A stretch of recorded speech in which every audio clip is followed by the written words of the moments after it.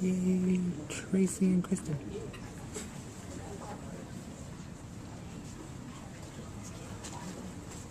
Right, well, it looks like it's time to start. A few people are still trickling in, but that's okay.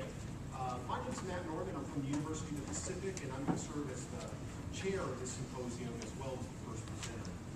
First thing I want to say, I really want to thank everybody for coming. This is a great turnout.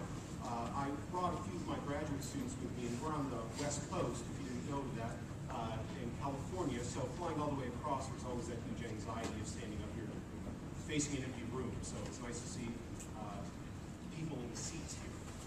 Now, I'm sure you know generally what we're going to talk about when you come, but the title of this symposium is Battling the Bulge, Behavioral Approaches to Promoting Physical Activity. And before I introduce the presenters briefly, I just want to acknowledge several of my graduate students who are here who won't be presenting, Shannon and Michael, and they've contributed a great deal to the research we've shown you today, as well as a number of graduate students who didn't make the trip with us. But really, we meet weekly as a research group, and all of the projects ongoing in the lab couldn't be done without the help of all of the graduate students and our undergraduates working very long hours and working very hard. So I want to acknowledge them. In this symposium today, we're going to have 3 presentations about research in our lab. And I'm going to do the easy part. I'm going to talk first, and I'm basically going to introduce the rationale underlying our approach to this problem. Second will be Kristen Husty, who's going to describe an intervention package that we use to increase physical activity levels in preschool children in Stockton, California. And part of that, probably as big a part as the intervention is the evaluation of good measurement strategies for physical activity. And that's going to be a prime focus of the symposium today. And Tracy Larson is really going to focus on that in the third paper, which will describe a series of evaluation and validation studies we're undertaking for measurement systems of physical activity. We're also very lucky to have Dr. Greg Henley from Western New England College to serve as our discussant. He's somewhat familiar with our work. He's visited our university and sort of seen what we've done. So he's informed, and I hope he'll be generous with his comments today. So we're going to try to leave as much time as we can for Dr. Henley. Now, in general, as applied behavior analysts, which is what I probably gather most of us are, we're concerned with the application of basic behavioral principles to problems of social significance. So there's a lot of important characteristics to that description. The first is we're interested in behavior, and we're interested in socially significant behavior. I'm going to start by making the case that the problem of obesity, overweight and obesity in this country and around the world is an absolutely beautiful target for our field to address. However, we haven't done the best job in the sense that we've made some good headway, but not many people are doing this kind of work. More broadly, the people who do this kind of work don't undertake the most rigorous methodology when they do so, and what it leaves us with is a very incomplete at best, poorly biased picture at worst of the state of affairs of this problem. So what I'm going to do here is set up, number one, the scope of the problem, why it's socially significant. I'm going to identify the types of behavioral measures we'd be interested in with this project, with this population. And I'm going to talk about why the common approaches have fallen short, and what we might really be able to say. In doing so, I'm going to address why we focus on physical activity, when the general problem of overweight and obesity obviously entails more than just physical activity. So first, to set up the scope of the problem here, and I'm sure many people in this room are already aware of these types of definitions and figures that I'll show, but still, according to the Centers for Disease Control and Prevention, overweight and obesity are labels for a range of weight greater than what is generally considered healthy for a given weight. It's not very descriptive in and of itself, but these weight ranges are important because the ranges that they specify are correlated with an increased likelihood of certain diseases and health problems. Now, the way they categorize overweight and obesity with adult populations is based on body mass index now, or BMI. And body mass index, to just be brief about it, is simply a calculation that takes into account both your height and your weight. So weight was used for a long time, but obviously that's not all that informative. To say that someone is 250 pounds doesn't mean much. If they're 6'9", you might not have as much of a problem as if they're 4'9". BMI takes that into account. Once you calculate the BMI according to the CDC, BMI greater than 25 qualifies you as overweight. BMI greater than 30 qualifies you as obese.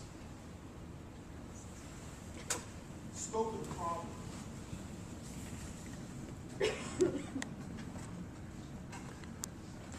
The most recent estimates suggest that 66% of adults in the U.S. are overweight and 33% are obese. That's frightening. Okay, those are massive numbers, greater than at any point in our history. So 66% of adults being overweight, 33% being obese. Now remember, these weight ranges are highly correlated with increased health risks, including heart disease, stroke, arthritis, hypertension, certain types of cancer, respiratory problems, and a very thorny problem, which is type 2 diabetes. According to the National Institutes of Health, direct healthcare costs and indirect costs together with obesity are estimated to be $117 billion a year in this country. So the social significance is established there. This is a problem that affects all of us, whether we're overweight or obese ourselves. The cost to family in terms of health hardships is huge, but the monetary cost to society are huge. And that's with adults.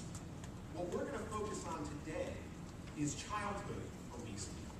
And the prevalence of overweight boys and girls between 2 and 5 years of age is conservatively estimated to be 8.5%.